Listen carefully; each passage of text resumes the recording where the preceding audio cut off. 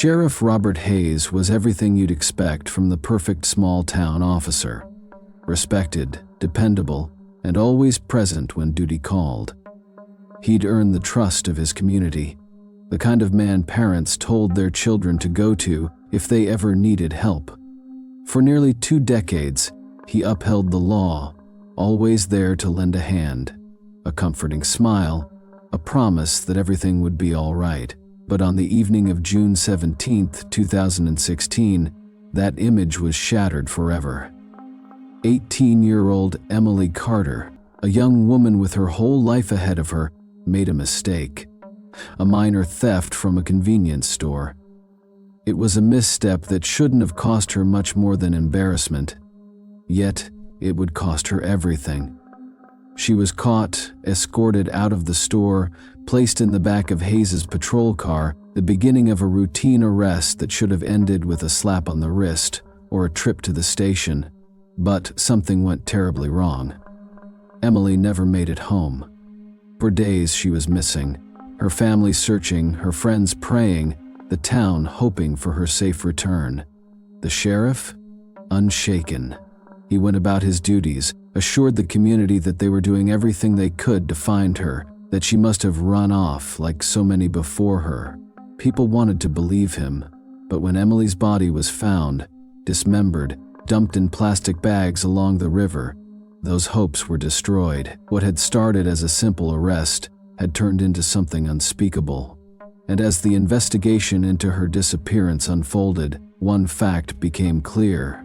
The last person seen with Emily was the same man who swore to protect her. In a desperate attempt to keep his secret from coming out, Sheriff Hayes took her life. Welcome back to Echoes of Crime, where the past speaks and the truth demands to be heard. I'm honored to have you here as we delve into another gripping case. To my returning subscribers, thank you for your unwavering support. It means the world to me. If you're new here, don't forget to hit that subscribe button and turn on notifications so you'll never miss a story.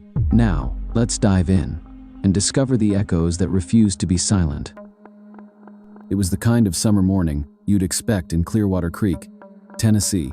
Warm, quiet, with the soft ripples of the river lazily moving under the rising sun. Fishermen lined the banks, casting their lines into the calm water, hoping for a peaceful start to the day. But for one man, the quiet was shattered by something far more disturbing. At first, he thought it was debris. A plastic bag caught in the current, bobbing lightly as it moved downstream. Curious, he waded into the water, pulling the bag to shore. But as he peeled it open, his breath caught. It wasn't garbage. The contents were something no one should ever have to see. Inside the bag were human remains, severed, decomposing, unrecognizable at first glance. In a state of shock, the fisherman stumbled back, his mind reeling, hands trembling as he dialed 911. By the time the authorities arrived, the weight of what he had uncovered was beginning to sink in. This was no accident, no animal attack, no mistake. As police searched the surrounding area, more bags were found. One by one, they uncovered the gruesome truth: a body, dismembered and discarded like trash along the riverbank. Each bag contained a different piece of the puzzle: limbs, a torso, fragments of what was once a living, breathing person. For days, the community was in a state of disbelief. People talked in hushed whispers, wondering how something like this could happen in their quiet town. How could someone be capable of such an unspeakable act? Then, the coroner's report confirmed what many feared. The victim was Emily Carter, the same girl who had disappeared months earlier, last seen in the custody of Sheriff Robert Hayes. Her face now splashed across the news, her once vibrant life reduced to a series of haunting questions. How had this happened? Why was Emily, a girl barely old enough to leave home, now the center of one of the most disturbing murder investigations the town had ever seen?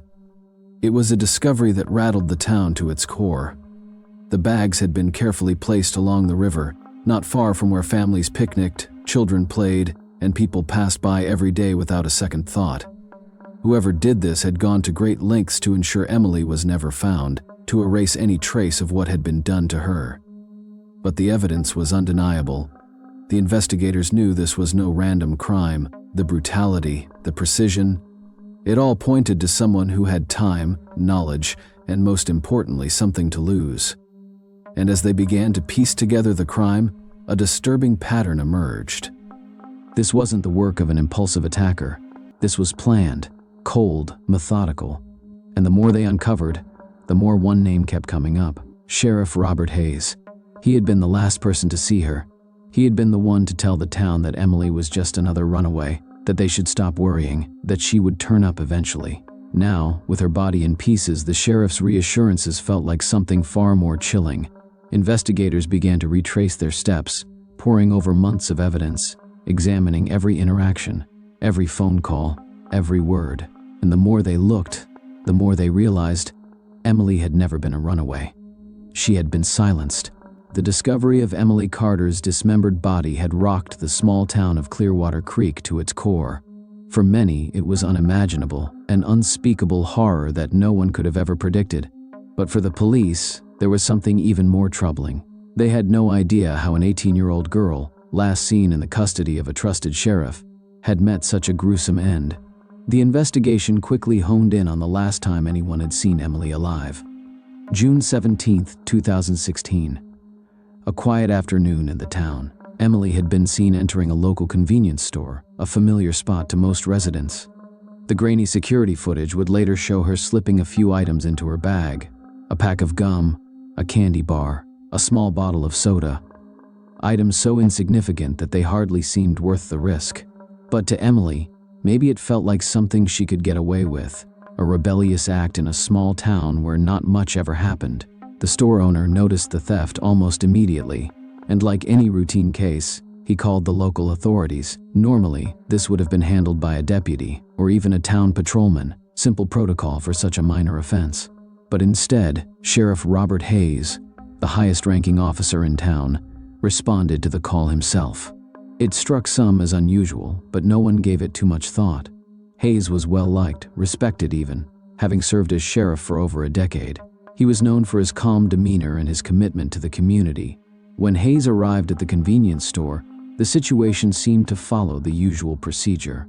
He spoke briefly with the store owner, watched the security footage, and then confronted Emily, who by this time was waiting near the entrance, clearly aware she had been caught. Witnesses later recalled how calm she had appeared, as if this whole thing would blow over in a matter of hours. A minor infraction, no big deal. Hayes escorted her out, placing her in the back of his patrol car. It was an ordinary scene, the kind that played out in countless towns across the country. But what happened next was anything but ordinary.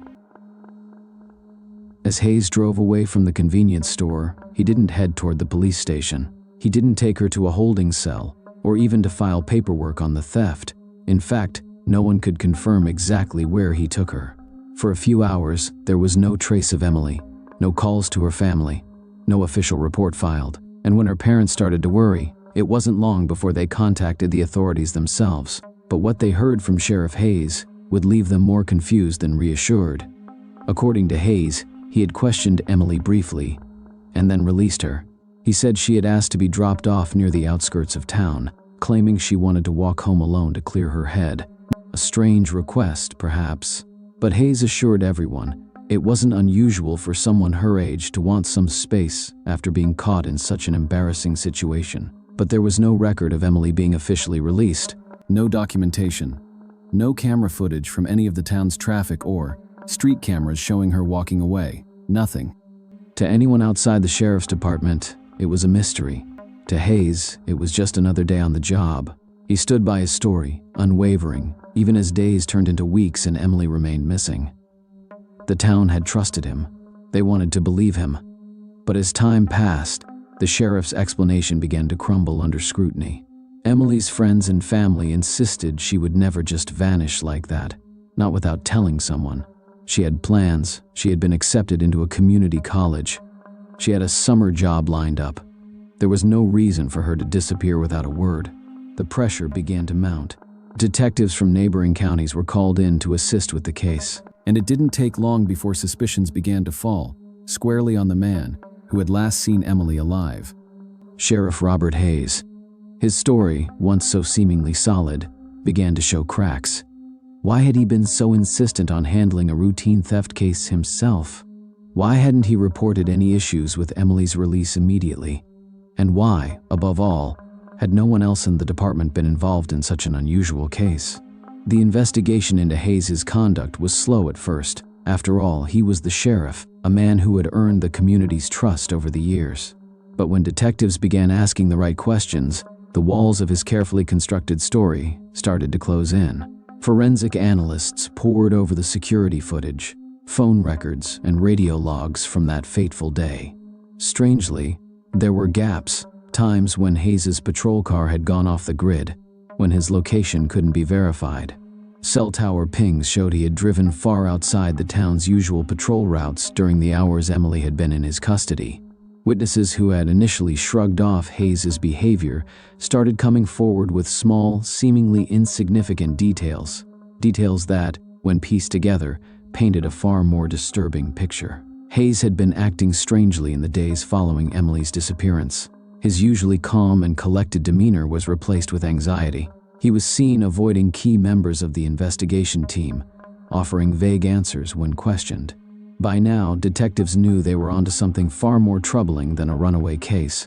The sheriff's story was falling apart, and with each new inconsistency, it became clear that whatever had happened to Emily Carter, Hayes knew more than he was letting on.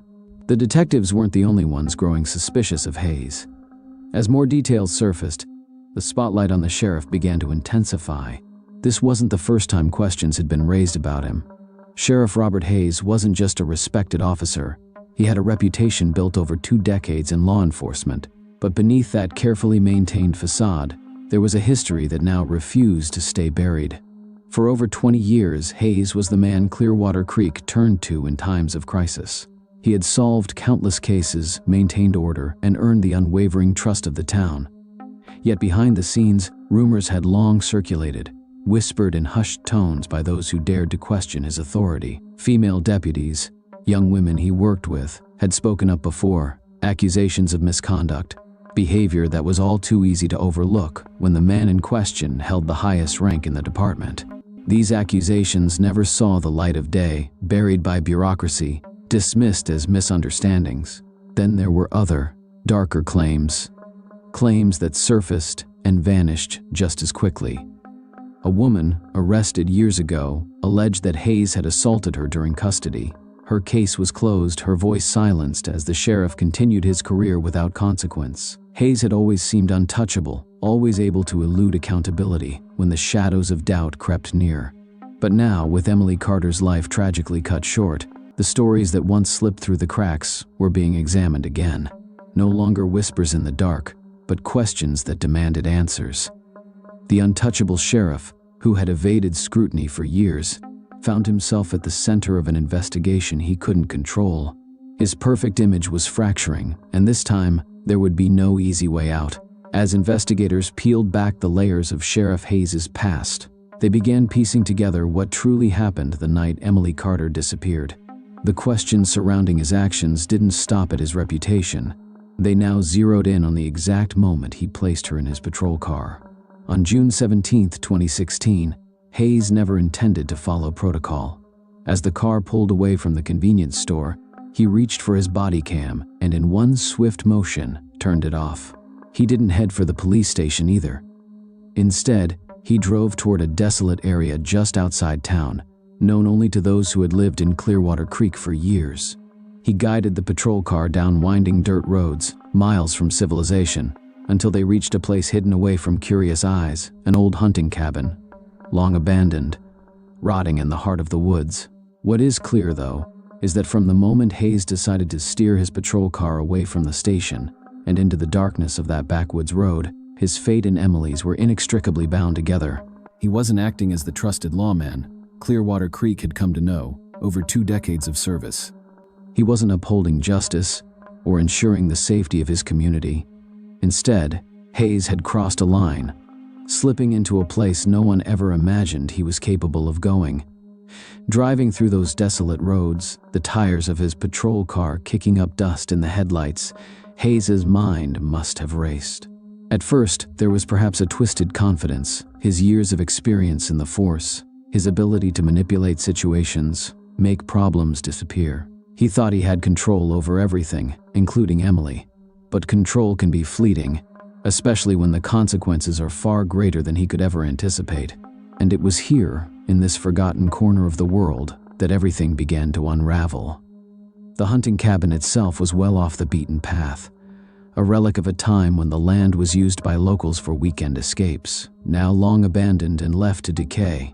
Hayes had been there before, perhaps even on hunting trips of his own, but this time, he wasn't there to relax. He wasn't there for anything innocent. He was about to commit an unspeakable crime. The decision to take Emily there was premeditated. Investigators would later theorize that Hayes chose the location deliberately, a place where no one would stumble upon them, where no security cameras would track his movements, and where the silence of the woods would swallow any sounds of struggle. As the door to the cabin creaked open, Emily must have felt her fear rising, the gravity of the situation sinking in.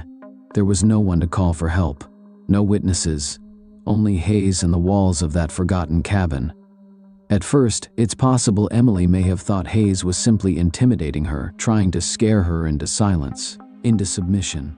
But as he moved closer, as his behavior became more erratic, she likely realized the situation was far more sinister than she had first imagined. The evidence uncovered by investigators later painted a disturbing picture. They believed Hayes forced his way into Emily in the cabin, a crime of such brutality that even seasoned detectives would find themselves shaken. Forensic analysis suggested a struggle, but no one could truly grasp the fear and pain Emily must have endured. She was just 18, caught in a nightmare from which there was no waking up. But what turned this already horrific event into a tragedy that would haunt the town for years was the decision Emily made in those desperate moments. She told Hayes she would expose him. "I will tell everyone who you truly are. You are never getting away this," she said. Perhaps it was a cry for help, or maybe she believed it was the only leverage she had to get out of the situation alive. But in that moment, something inside Hayes snapped. All the years of carefully maintaining his image, the respected sheriff, the loyal public servant, the protector of the community, crashed down around him. Her threat wasn't just the ramblings of a scared girl, it was a direct threat to his entire existence. If she exposed him, everything would be over. His career, his reputation, his freedom. In that fleeting, terrifying moment, Hayes made his decision. In his twisted mind, there was only one way to ensure she wouldn't talk. He had to silence her permanently. Investigators would later conclude that Emily's threat pushed him into a frenzy. She tried to fight back, perhaps struggling against him, but it was too late. Hayes, a man used to being in control, used to being the authority, now stood over her with murderous intent. He grabbed her, his hands moving to her throat. The moment she felt his grip tighten, she must have known. Desperate gasps, frantic attempts to pry his hands away, none of it would make a difference. Emily's fight for survival was a losing battle. For Hayes, it wasn't just about overpowering her physically, it was about eliminating the one person who could destroy him. The pressure around her throat increased, and in those final moments, Emily's life slipped away. The young woman who just hours earlier had been caught for a minor theft was now dead, the victim of a man sworn to protect her. And then, there was silence. In the aftermath, Hayes was left with Emily's lifeless body, his mind no doubt racing. What had he done? What could he do now? There was no turning back. The line had been crossed. He had become something far worse than a criminal. He had become a murderer. But for Hayes, the nightmare wasn't over yet. Now, he had to figure out how to cover his tracks. The body in front of him wasn't just evidence of a crime. It was a direct threat to his freedom, his life. If anyone found out, it would be the end. His mind, still reeling from the act of violence, began working in overdrive. He had to dispose of the body, make it disappear in a way that no one would ever connect it back to him. The once controlled and calculated sheriff was now scrambling, desperate to clean up the mess he had made. He would spend the rest of the night trying to cover up his actions. As the night dragged on and the weight of what he had done began to settle, Sheriff Robert Hayes faced a damning realization. It wasn't enough to end Emily's life. To avoid detection, he would have to go much further. He couldn't simply leave her body in the cabin. Too many questions would arise, too many threads to pull. No, he had to erase her existence completely. It was then that the thought crept in at this point. Hayes's desperation had overtaken any semblance of rational thought. For a man who had spent 20 years in law enforcement, one might assume he'd know better. But in moments like these, where panic drives every decision, even a seasoned officer like Hayes could overlook the most basic details. In the dim light of the cabin, he rummaged through his belongings and found the tool that would take his crime to an even darker depth: a hunting knife. He would spend the rest of the night. A tool he had used countless times on animals in his past hunting trips, now repurposed for a grotesque and horrifying task. The blade, sharpened for clean cuts, was now meant to desecrate the body of the young woman he had killed in cold blood. He set to work. The methodical nature with which he dismembered Emily's body was driven by sheer necessity. Hayes knew that if her remains were found intact, it would be far too easy to link the crime to him. But if he could scatter the pieces, maybe, just maybe, they would never be identified, or at least not in time to connect them back to him. So, he worked with grim determination, severing limbs, cutting through bone, doing everything he could to reduce her once vibrant existence into nothing more than fragments. The horrific reality of what he was doing must have haunted him in fleeting moments. There's no way to know what went through Hayes's mind during this gruesome act, whether it was regret, fear, or a sickening sense of justification. But regardless of what he felt, he continued. He had no other choice now. Once the dismemberment was complete, Hayes had to confront the next grim step: disposal. He couldn't just dump all the pieces in one place. That would raise suspicion. Instead, over the course of several days, Hayes took the severed remains to various locations along Clearwater Creek, choosing spots far enough apart that he believed no one would connect them. In the dead of night, Hayes would wrap the body parts in plastic bags, cheap, durable, and readily available in the sheriff's office. He was certain no one would ever think to link such common items back to him. One trip to the river, then another and another. Each time, he tossed a bag into the water, watching as it floated away, carried by the current. In his mind, with every bag that disappeared into the water, so too did his crime. But Hayes underestimated how the past always has a way of catching up. In his haste, he overlooked the one small but crucial detail that would eventually unravel his entire cover-up. The plastic bags he had used were unique to the sheriff's office, standard issue, stocked in the supply room. They weren't sold at local stores or available to the public. It was a fact so simple, yet so damning. He had made his first major mistake. It didn't take long for Hayes' slip-ups to catch up to him. For a man who had once prided himself on staying one step ahead of everyone, the cracks were beginning to show. Those plastic bags, the very ones he thought would float away his crime, were already raising red flags among investigators, and that was only the beginning. As investigators delved deeper, they knew there was more to uncover. They began looking into Sheriff Hayes' phone records, searching for anything that might reveal where he had been the night Emily disappeared. What they found was alarming. Calls and messages were sent during late hours, many of them pinging off cell towers near Clearwater Creek, the same area where Emily's dismembered remains had been discovered.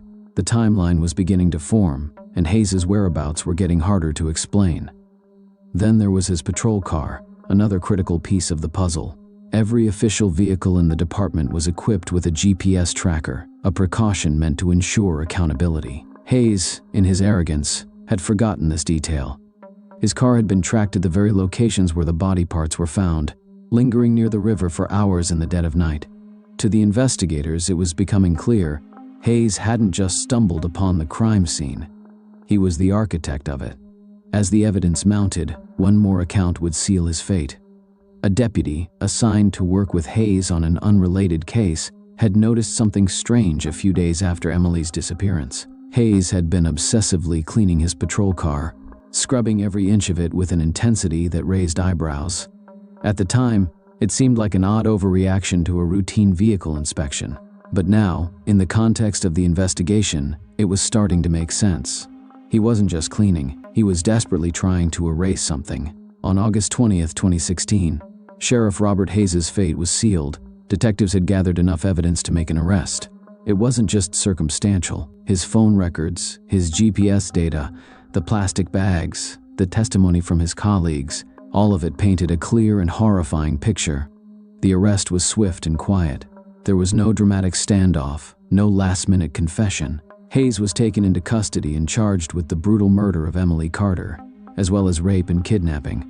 The town that had once trusted him with their safety now recoiled in horror at what he had done. With Hayes now behind bars, the town that had once looked up to him as a symbol of authority was left grappling with disbelief. The man who had sworn to protect them was about to face justice not as a lawman, but as a criminal. The trial that followed would not only unravel the full extent of his crimes, but also force the town to confront the darkness that had been hiding in plain sight. From the very beginning, the prosecution's case against Hayes was relentless. They laid out the evidence with chilling precision, piece by piece, brick by brick, until there was no room left for doubt. DNA testing had confirmed what investigators feared. The blood found in the abandoned hunting cabin matched Emily's. It was undeniable proof that she had been there, that something terrible had happened within those walls. And then there was the blood in his patrol car, found in the crevices and corners he had so obsessively tried to scrub clean. Despite his efforts, there were traces left behind, small but damning. The jury listened in silence as forensic experts testified, painting a picture that was impossible to ignore. But that wasn't all. The surveillance footage was the final nail in Hayes' coffin. It showed his patrol car moving through town, captured by traffic cameras at various points, heading toward the remote areas where Emily's body was later found. Though he had turned off his body camera, he couldn't hide from the digital eyes around him. The GPS data backed it up, placing him at the exact spots where her remains were discovered, exactly when investigators believed he had disposed of them. Hayes' defense team, grasping for anything, tried to suggest that the evidence was circumstantial, that there were gaps in the timeline. But the jury wasn't swayed. The evidence was overwhelming, airtight. Every question the defense raised was met with hard facts: DNA, blood, surveillance, all weaving together the inescapable truth. On November 2, 2017, the jury seated to decide the case. They deliberated for just a few hours. When they returned, the verdict was as clear as the evidence that had been presented: guilty on all counts. Hayes, once a respected sheriff, now stood as a convicted murderer, a rapist, a kidnapper. The courtroom was silent as the judge handed down the sentence: life in prison without the possibility of parole. There would be no chance for redemption, no opportunity for release. For the town, the shock of the verdict rippled through every corner. People who had once trusted him, looked up to him, were now forced to reckon with the horror of what he had done. And as Hayes was led away, handcuffed and defeated, the reality of his crimes left an indelible stain that would never be washed away. As the courtroom emptied and the echoes of the verdict faded, the town was left with haunting questions that still lingered long after the trial. Sheriff Hayes had been sentenced, but what of the system that had allowed him to operate unchecked for so many years? A man entrusted with power, with the responsibility to serve and protect, had instead become the very thing his community feared the most. Emily Carter had trusted him, believed she was in the custody of someone sworn to uphold justice. But instead of justice, she found herself at the mercy of a predator, hiding in plain sight. And she wasn't the first. Rumors had swirled around Hayes for years, whispers of misconduct, of abuse of power, of the women who had crossed paths with him only to walk away scarred. But nothing had ever come of it. How many more Emilys had there been before the system finally caught up to him?